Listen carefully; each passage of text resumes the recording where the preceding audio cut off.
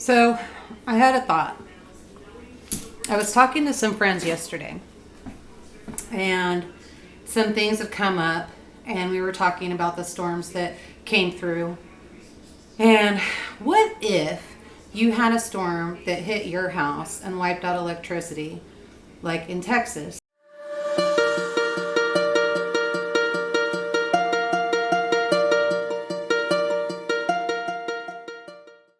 And you didn't have electricity for weeks.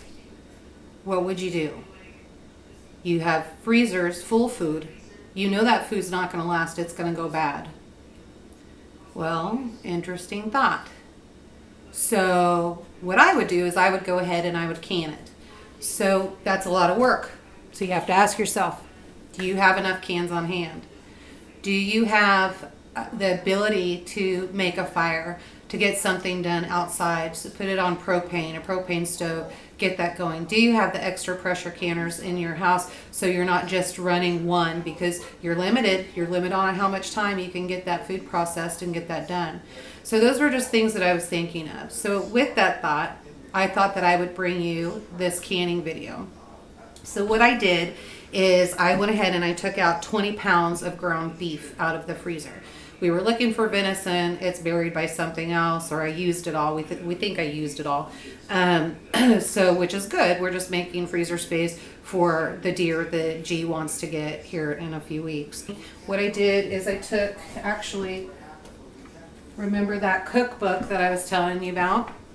So this recipe is in there, and it is well loved. I use this recipe. So we're doing sloppy joe. And with the sloppy joe, let's see if I can find it. There we go. So what we're doing is we're doing sloppy joe. So with that sloppy joe, you're going to take 20 pounds of ground meat. What ground meat you want to use, that's completely up to you. So this time I used hamburger. So 20 pounds of hamburger, 4 cups of onions, 4 cups of celery, 4 cups of ketchup, 6 large cans of tomato paste. Now, I had to ask myself several times what consists of a large can, because I've got number 10 cans of tomato paste. I've got, small cans of tomato paste down to 8 ounces. I've seen 16 ounces. I've seen 12 ounces. So it just kind of depends on what you like and how saucy you like your sloppy joe. I like ours pretty saucy. So I actually took, for 6 large cans, I took 12 8-ounce cans and I added that in there. Then you take 1 1/3 cup of sugar, 1 1/3 cup of vinegar, and half a cup of Worcestershire sauce. Worcestershire? I don't know. You say it. So anyway, that's what we did. Now this gets raw packed. So you're going to mix all of the ingredients together. I've done that. I have that in my bowl here. And once the ingredients are all mixed together, keep it raw. You're not browning the meat. You're not cooking it. You're not doing anything with it. Just mix it together. Once you mix it together, I've got the jars ready to go, and we're just going to pack those in. So I'm going to bring you a little bit closer. Okay, so we're back here getting the meat. I've already done a few cans. So you're going to get your meat inside there. So you're going to get dirty. It's canning, just the way that it is. I just throw my meat in here like this. Fill it up a bit. Now, remember those air pockets get in there. You got to get those air pockets out. I just do that with a skinny spatula, spreader, whatever you want to call it. So see, the meat, it starts to come down. It looked like I put a lot in there, but it starts to come down and then fits down in there. Put some more in. You're going to leave about 1-inch headspace. Just bring it up to the rim is about how I do it. It's going to shrink in there when you get it because it's going to heat up and all that. So we just make sure that this is done this way. Bring it off. I've got a little bit too much in there, so I'm going to fix that.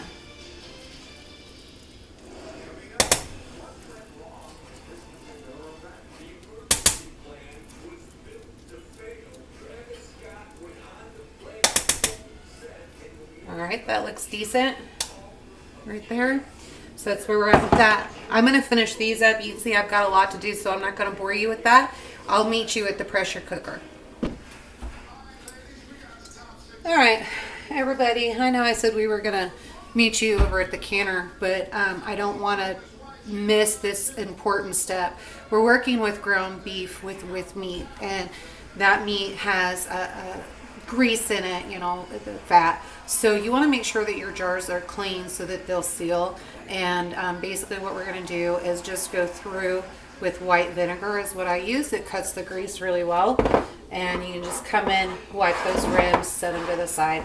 And then we'll pop the lids on them, take the rings, and just fit them on there finger tight. No more tighter than that. You don't want that. Your lids can buckle and it's not good. So just go through. Now, out of that 20 pounds of burger excuse me, can't talk today.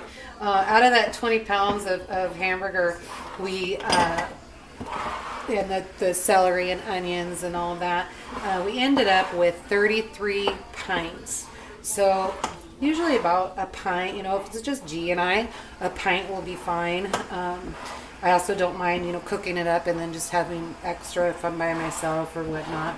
So I'm not going to lie, I'm a sloppy Joe girl. I like a good sloppy Joe, especially from a fresh cow. So anyway, we'll get this cleaned up, get those lids on, and then we'll head over to the canner. So I'm going to use the 41, I think it's 41 and a half quart of the pressure canner. And then I also have a smaller All-American, I think it's 21. And we're going to use that. I'm going to need probably that extra space. I can get about 29 pints into the big one, and maybe 28, somewhere in there. We'll see. And then the rest of them will fit into that smaller canner. So when I get my canners ready to go, and remember, this is cold packing. So when I get my canners ready to go, basically what I'll do is I will put 2 to 3 inches of water in there, and I can usually tell by the figures, you know, how much water I've got in there. And then of course when you put your jars in, the water's going to raise a little bit, but not a lot. So we have pints, so we're only going to go for 75 minutes. I'm 10 pounds of pressure. Make sure you check how much pressure you need for yours. Excuse me, I just got a mouthful of vinegar.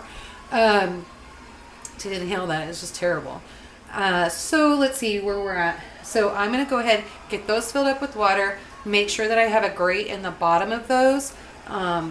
I think we showed you last time. Usually a pressure canner comes with a grate in it. Now my large one is a double stacker, so it comes with 2.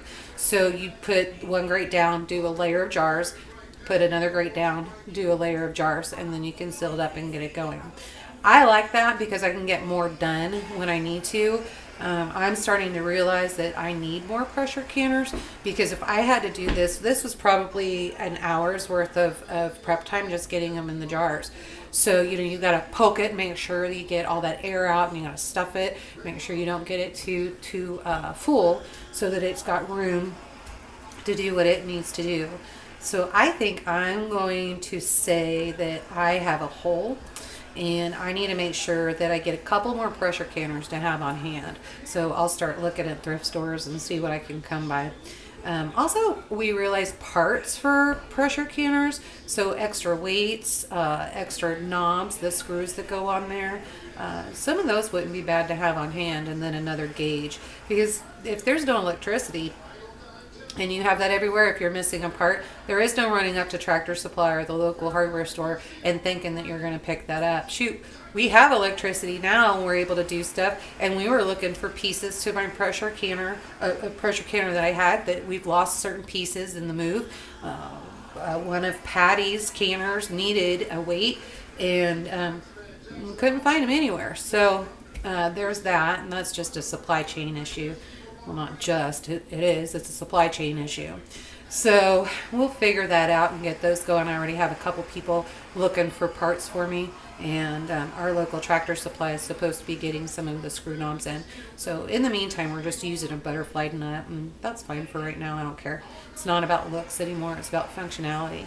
So we're going to get over to the stove. I'm going to get everything ready to go, and then I'll show you how we stack them up and do all of that. Okay, so now we got our canners all set up and ready to go. I've got the water in there. Like I said, your water is going to rise when you put your jars in there. Not sure if you can see it, but the water is just right here. It's didn't fill up the whole thing, so you don't have to worry about that. I've got my second layer in here. This does fit 28 pints, so you can get those in there. So wide mouth and regular mouth is what I have in here.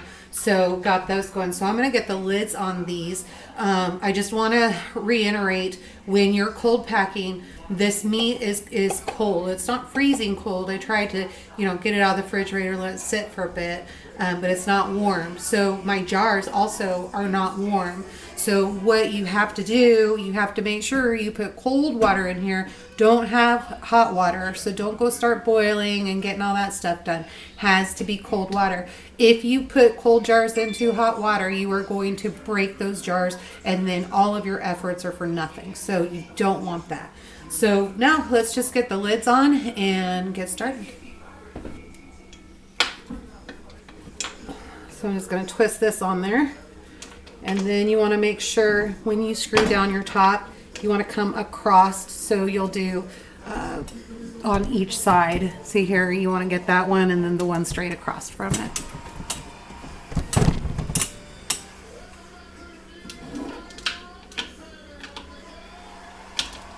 Now, like I said, on one of these, I lost the doohickey in the move. So G went and got me a wing nut, and so far it's been working fine. So I'll use that until the part comes in, if it ever comes in. So, or maybe I can just find more canners at the thrift store, and if they don't work, I'll just take the knobs off of those. So it was really funny when I was teaching the girls the other day on canning the meat. So Patty went back to her farm and she did a bunch of stuff canning, got the pressure canner out. And one of the things I like to remind everybody, because it's easy for me to remember that way, is that it's righty-tighty, lefty-loosey, right? So I was trying to teach her that, and she sat there, couldn't figure out why she couldn't get the wing nuts tightened on there and what was going on. And then finally she remembered what I had done, and the way that she remembered was what I was teaching her was the righty tighty lefty loosey. So maybe that'll work for you too, just so you're not stumped when you're first starting trying to get everything done, or get frustrated and quit. I don't want you to quit canning. I want you to always can and get, be ready. Especially if you want to, if you lose electricity and you want to save your food and not have to throw a bunch of stuff away.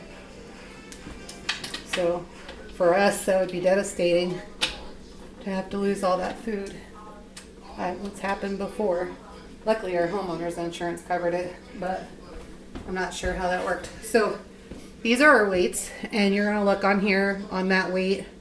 There's 5, 10, and 15. That's how you know what pressure to use. There's also holes on each poundage, right? So I'm going to use 10 on mine. But first what I'm going to do is I'm going to turn the fire on, bring it up to steam, and then that'll let me know to go ahead and set the timer, get the weight on, set the timer. No, excuse me, I don't set the timer until it starts jiggling. Once I get a jiggle and that nice rock and roll going, then I'm going to set the timer. These are pints, so it'll be 75 minutes. If I used quarts, then I would have put it in for 90 minutes. So remember, we did the chicken this last weekend, and that chicken was in quarts, so we did 90 minutes. So super simple to learn. We're going to go ahead and I'll get these started. May check in with you in between. And but I think we have company coming here at some point. So if I don't check in and I only get you on the last end of it, don't be mad. We'll go over more and get this stuff going and see. You can always check out the chicken video too to see what I'm talking about with the jiggling and wiggling on there. So there's a nice rock and roll sound that you want on there. So anyway, I think that's it. I'm going to go ahead and get these started, and I will check back in with you guys in a little while. Okay, so now we're back in the kitchen. We're on the tail end of it. So I would just want to show you we ended out of that 20 pounds of ground meat and then the vegetables that we put in on top of that, we ended up with 33 pints of sloppy joe. So it turned out really beautiful. I'm happy. This is the sloppy joe mix. So now anytime I want a quick dinner, I can just grab this, and this will definitely feed two of us. So no problem. It's great. Just a nice go-to, something that feels at home. Now, if you have some siphoning that happens once in a while. Some canners, I don't have it. In my larger canners, I do have it.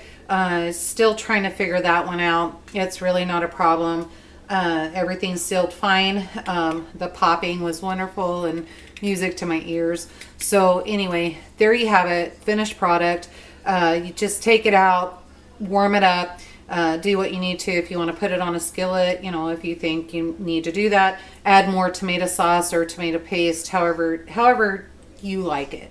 So that's the great thing about it. I've canned it, flavored it. It's going to be a lot better. A lot of people say they really don't like meat that has just been canned directly. There's no flavor to it. Well, duh.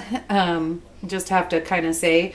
So when I put everything together, get all that seasoned, do it the way that I want it, I have no problem. So I'm going to leave you with this. Make sure if you like do a thumbs up, hit the bell for notifications.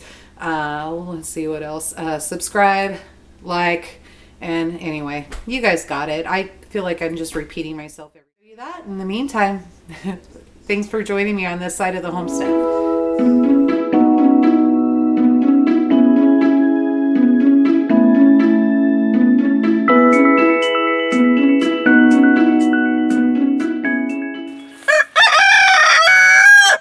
Thanks, Milo.